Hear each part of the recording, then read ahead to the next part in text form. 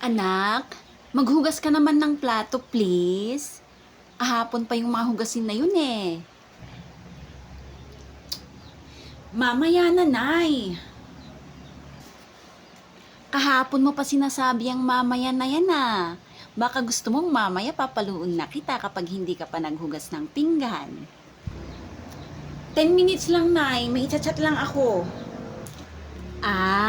So gusto mo palang kunin ko yung cellphone mo? Ha? Ito na, maghuhugas na po. Very good.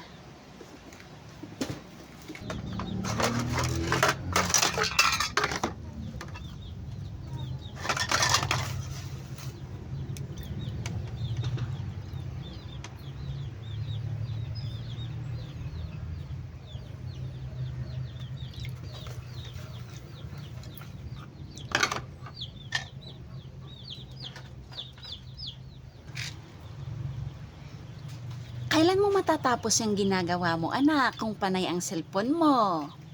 Akin na yung cellphone. Itatago ko na, Nay. Magsa-cellphone na ako. Ano? Maghuhugas pala. Akin na yung cellphone mo, anak. Ish! Ayan. Akin na. Tapusin mo muna yung ginagawa mo, ha? Haha! Yan kasi. Tumahimik ka dyan. Ito ang tandaan yung mga anak, ha? Hindi maganda yung nagse-cellphone ka habang may ginagawa ka. Dapat tapusin mo muna bago ka mag-cellphone. Naintindihan nyo ba? Opo, Nay. Opo, Nay. Bunso, kunin mo nga yung walis tingting. Hindi nyo man lang alam magwalis dito sa labas. Kailangan pang sabihan kayo kung anong gagawin nyo. Nay, ito na po yung walis, oh. Akin, anak. Ikaw naman, bunso, magwalis ka dun sa loob. Opo, Nay.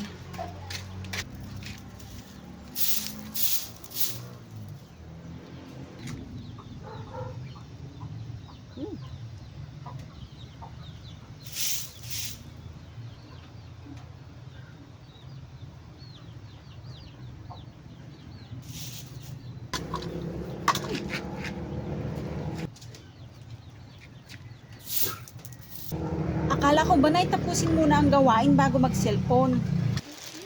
Oo nga naman, Nay. Nagse-cellphone naman kayo. Nagwawalis pa kayo.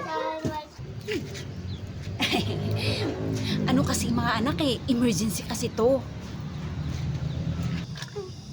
Okay. Ay, sorry po, Nay. Emergency pala yan. Oo, anak.